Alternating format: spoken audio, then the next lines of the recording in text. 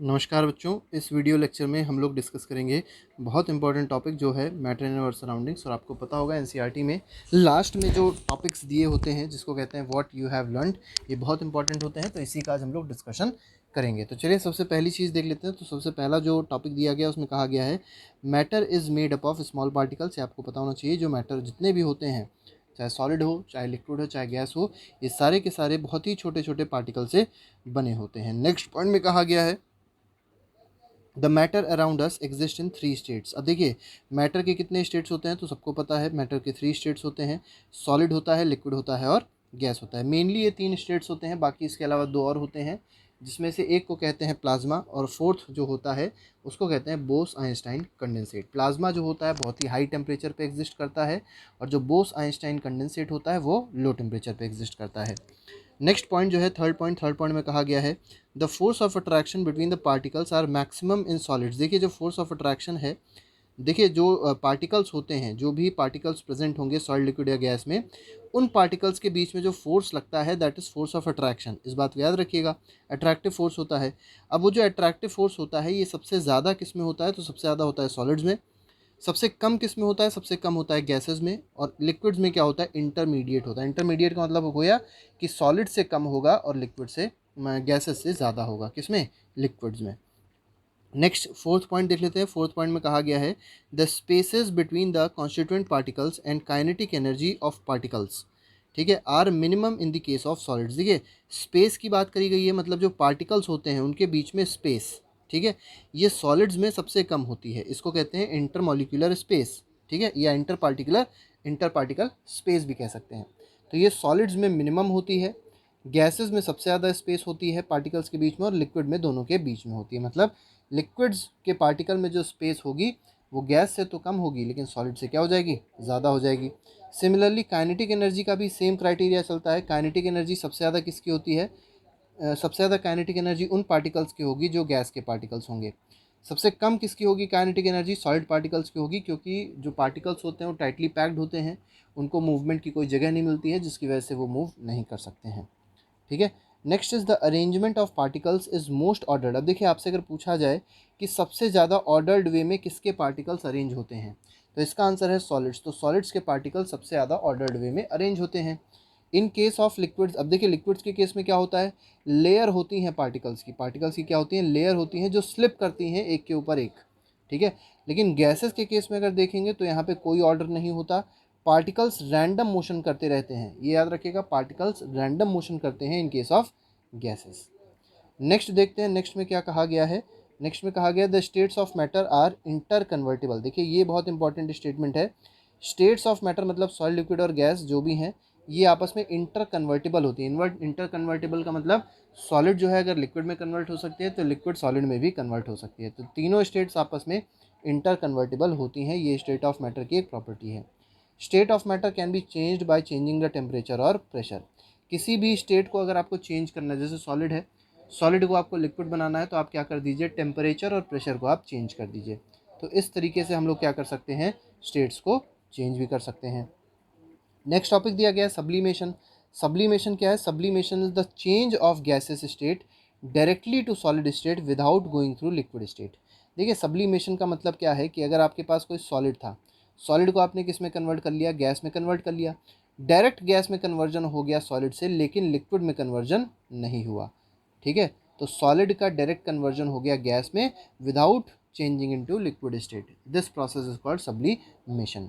कुछ सब्लिमेटिंग सब्सटेंस आप लोग हमेशा याद रखिएगा, जैसे कैम्फर होता है, आपको पता होगा कैम्फर जिसको कपूर के बोलते हैं, कैम्फर होता है, नैप्थलीन बॉल्स होती है, ठीक है। इसके बाद अमोनियम क्लोराइड होता है, और एक और बहुत इंपॉर्टेंट है जिसको कहते हैं सॉलिड CO2। सॉलिड CO2 का मतलब होता है ड्राई आइस, ठीक है। तो ये इंपॉर्टेंट कुछ सब्लिमेटिंग सब्सटेंसेज हैं जो आपको याद रखने हैं। Next is boiling is a bulk phenomena. अब देखिए बॉइलिंग के बारे में बात करी गई, बॉइलिंग क्या होता है, तो आपको पता होगा लिक्विड का वेपर में चेंज होना बॉइलिंग कहलाता है, लेकिन वो एक पर्टिकुलर फिक्स टेम्परेचर पे होता है। बल्क फिनोमेना होता है, बल्क का मतलब पूरे जो लिक्विड होगा, ऐसा नहीं होगा कि जो लिक्विड है वहाँ पर जो कन्वर्जन हो रहा है वो सिर्फ सरफेस से हो रहा है। अगर सरफेस से हो रहा होता तो उसको एवापोरेशन बोलते। पूरा लिक्विड मतलब पूरा जो इनसाइड जो भी उसके अंदर लिक्विड प्रेजेंट है वो सारा लिक्विड किस में कन्वर्ट होने लग जाता है, गैस में कन्वर्ट होने लग जाता है। तो उस प्रोसेस को कहा जाता है बॉइलिंग, इसीलिए इसको कहा गया it is a bulk phenomena. Bulk phenomena को आगे एक्सप्लेन भी किया गया है, particles from the bulk of the liquid changes into vapour state, मतलब जो पार्टिकल्स होते हैं बल्क में या जो होल सारे पार्टिकल्स होंगे लिक्विड के, वो किस में चेंज हो जाएंगे, वेपर स्टेट में कन्वर्ट हो जाएंगे। नेक्स्ट कहा गया है इवापोरेशन क्या होता है, तो evaporation is a surface phenomena. अभी हमने आपको बताया इवापोरेशन क्या है, सरफेस फिनोमेना है। इसमें जो सरफेस के पार्टिकल्स होंगे, ठीक है, जैसे मान लीजिए वाटर है, ठीक है, वाटर में जो सरफेस है, सबसे ऊपर वाला जो पोर्शन आपको दिखाई पड़ रहा है, ये वाला पोर्शन, ये धीरे धीरे करके लिक्विड गैस में चेंज होने लग जाता है। ठीक, होता क्या है, particles from the surface gain energy to overcome the force of attraction present in liquid. अब देखिए जो पार्टिकल्स थे सरफेस पे लिक्विड के, वो एनर्जी गेन कर लेते हैं, एनर्जी एब्जॉर्ब कर लेते हैं, जिससे वो क्या हो जाते हैं, कन्वर्ट हो जाते हैं किसमें, गैस में। कैसे कन्वर्ट हो जाते हैं, क्योंकि जो फोर्स ऑफ अट्रैक्शन होता है वो धीरे धीरे करके ख़त्म हो जाता है और वेपर स्टेट में वो चेंज हो जाते हैं। अब अगली बात कही गई है रेट ऑफ इवापोरेशन। जो इवापोरेशन का रेट होता है वो किस पे डिपेंड करता है, तो सबसे पहला जो डिपेंड करता है वो है एटमॉस्फेयर के सरफेस, मतलब जो सरफेस एरिया जो भी एक्सपोज किया जा रहा है एटमॉस्फेयर का, ठीक है। तो सरफेस एरिया पे हम लोग कह सकते हैं डिपेंड करता है। सरफेस एरिया का मतलब अगर एक ग्लास में आप कोई भी चाय को रखते हैं या कप ऑफ टी लें, और अगर एक प्लेट में आप टी को डाल दें, तो कहाँ पे टी जल्दी ठंडी हो जाएगी, तो प्लेट में या सॉसर में जो टी होती है वो जल्दी ठंडी हो जाती है। क्यों, क्योंकि उसके पीछे कारण यही है कि सरफेस एरिया जितना ज़्यादा होगा, रेट ऑफ इवापोरेशन भी उतना ज़्यादा हो जाएगा।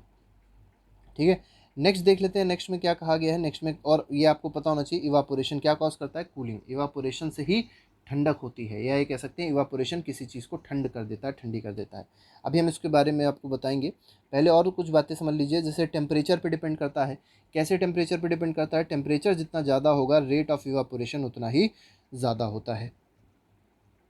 ठीक है, नेक्स्ट नेक्स्ट जो कहा गया है वो है ह्यूमिडिटी। ह्यूमिडिटी आपको पता होगा, जितना एटमॉस्फेयर में वाटर वेपर प्रेजेंट है, देखिए आपके आसपास एटमॉस्फेयर है, सभी के आसपास एटमॉस्फेयर है, तो उस एटमॉस्फेयर में जो वाटर वेपर का कंटेंट है वो डिनोट करता है ह्यूमिडिटी को। अब वाटर वेपर का कंटेंट अगर पहले से ही ज़्यादा है, तो मतलब क्या हुआ, ह्यूमिडिटी ज़्यादा है, और ह्यूमिडिटी ज़्यादा होगी तो इवापोरेशन नहीं हो पाएगा, इवापोरेशन कम हो जाएगा। ठीक है, तो rate of evaporation decreases with increase in humidity. तो ये बातें आपको सिंपल याद रखनी है। नेक्स्ट कहा गया है विंड स्पीड। विंड स्पीड का मतलब क्या है कि देखिए आपने देखा होगा, जब झाड़ू पोछा जब लगाया जाता है, तो पोछा लगाने पे क्या होता है कि जब भी पंखा चला दिया जाएगा तो जो फर्श होती है उस पर जो भी वाटर पड़ा होता है वो जल्दी सूख जाता है। इसका मतलब क्या हुआ, इसका मतलब ये हुआ कि अगर हम विंड स्पीड बढ़ा दें, तो विंड स्पीड बढ़ाने से रेट ऑफ इवापोरेशन क्या हो जाता है, बढ़ जाता है। तो इस तरीके से हमारे पास 4 पॉइंट हो जाएंगे जिससे हम लोग रेट ऑफ इवापोरेशन को क्या कर सकते हैं, इंक्रीज़ कर सकते हैं। नेक्स्ट देख लेते हैं, नेक्स्ट में कहा गया है लेटेंट। देखिए ये डेफिनेशन जो है बहुत इंपॉर्टेंट है, latent heat of vaporisation. Latent heat of vaporisation, vaporisation का मतलब क्या है, वेपोराइजेशन का मतलब होता है conversion of liquid state into gaseous state. अब लेटेंट हीट, लेटेंट का मतलब क्या होता है, लेटेंट का मतलब होता है हिडन। ठीक है, तो ये हीट कैसी होती है, हिडन होती है, इस बात को आप सबसे पहले याद रखिएगा। ठीक है, इसके बाद यहाँ पे हम लोग डेफिनेशन भी देख लेते हैं। Latent heat of vaporisation is the heat required. देखिए जितनी हीट एनर्जी रिक्वायर्ड होती है 1 kg ऑफ लिक्विड को गैस में चेंज करने के लिए, इस चीज़ को बहुत ध्यान से समझिएगा। 1 kg लिक्विड है और उसको किस में चेंज किया गया है, गैस में। लेकिन कैसे प्रेशर पे, एटमॉस्फेरिक प्रेशर पे, और कैसे बॉइलिंग मतलब कैसे टेम्परेचर पे, तो बॉइलिंग पॉइंट पे। तो दो बातें आपको याद रखनी है कि 1 kg लिक्विड होना चाहिए, 1 kg लिक्विड का कन्वर्जन हुआ गैस में, किस प्रेशर पे हुआ, एटमॉस्फेरिक प्रेशर पे हुआ, और किस टेम्परेचर पे हुआ, बॉइलिंग पॉइंट पे हुआ। तो जो हीट रिक्वायर होगी उसको क्या कहा जाएगा, लेटेंट हीट ऑफ वेपराइजेशन कहा जाएगा। नेक्स्ट देख लेते हैं, next is latent heat of fusion. Fusion का मतलब क्या है, फ्यूजन का मतलब भी सेम एक तरीके से वही है। यहाँ पर 1 kg ऑफ सॉलिड है और वो किस में कन्वर्ट हो रहा है, लिक्विड में। लेकिन किस पे, टेम्परेचर अगर देखा जाए तो टेम्परेचर होता है मेल्टिंग पॉइंट। तो यहाँ पर बॉइलिंग पॉइंट टेम्परेचर था, यहाँ पर मेल्टिंग पॉइंट टेम्परेचर है। फ्यूजन का मतलब आपको पता होगा, फ्यूजन का मतलब होता है सॉलिड का कन्वर्जन किस में, लिक्विड में। तो इस तरीके से हमारा ये टॉपिक होता है कंप्लीट। इसके बाद कुछ हम लोग इम्पॉर्टेंट यूनिट्स और क्वांटिटीज़ देख लेते हैं जो इस चैप्टर में यूज़ हुई हैं। जैसे टेम्परेचर है, टेम्परेचर एक बहुत इंपॉर्टेंट क्वांटिटी है। इसकी यूनिट क्या होती है, यूनिट होती है केल्विन, इसका सिंबल क्या होता है, के होता है। लेंथ की यूनिट क्या होती है, मीटर होती है, सिंबल क्या होता है, स्मॉल एम होता है। मास यूनिट किलोग्राम होती है, केजी इसको लिख सकते हैं। ठीक है, देखिए लिखा भी क्या है, केजी। ठीक है, सिंबल इसका केजी हो जाएगा। सिंबल किसका, यूनिट का सिंबल है बेटा, ये चीज़ याद रखिएगा। देखिए कई बच्चों को कन्फ्यूजन इसमें होता है कि वेट की यूनिट क्या होती है, तो वेट की यूनिट बच्चे केजी लिख के आते हैं, लेकिन kg is not the unit of weight. Weight की यूनिट क्या होती है, न्यूटन होती है, उसका सिंबल क्या हो जाएगा, एन हो जाएगा। सिमिलरली वॉल्यूम आपने कई बार पढ़ा होगा 6, 7, 8 चैप्टर में, ठीक है, 6, 7, 8 जो आपकी क्लासेस थी उसमें मैथ्स में आप लोग ने वॉल्यूम देखा होगा। तो वॉल्यूम की यूनिट क्या हो जाती है, मीटर क्यूब या क्यूबिक मीटर होती है। सिंबल क्या हो जाएगा, मीटर क्यूब हो जाएगा। देखिए जब भी 2 लगा हो ऊपर स्क्वायर कहते हैं इसको, 3 लगा होता है तो इसको क्यूब कहते हैं। नेक्स्ट आते हैं, नेक्स्ट इज डेंसिटी। डेंसिटी का फॉर्मूला आपको बता देते हैं, मास अपॉन वॉल्यूम होता है। मास की यूनिट हो जाएगी किलोग्राम, वॉल्यूम की यूनिट हो जाएगी मीटर क्यूब, तो यूनिट क्या बन जाएगी, किलोग्राम पर मीटर क्यूब। देखिए -3 अगर लिखा गया है, -3 का मतलब ये है कि मीटर क्यूब अपॉन में है, यहाँ देखिए -3 है। लास्ट देख लेते हैं, प्रेशर है। प्रेशर की यूनिट क्या होती है, पास्कल होती है, और इसको रिप्रेजेंट किससे करते हैं, सिंबल होता है PA। ठीक है, तो ये हमारे पास जो थी, ये हमारे पास कुछ इंपॉर्टेंट पॉइंट्स थे जो मैटर इन अवर सराउंडिंग्स के एनसीईआरटी में लास्ट में दिए होते हैं। तो ये इंपॉर्टेंट पॉइंट्स इसलिए हमने बताया क्योंकि ज़रूर से ज़रूर ये आपको एग्जाम्स में पूछे जाएंगे। तो आज के लिए फ़िलहाल इतना ही।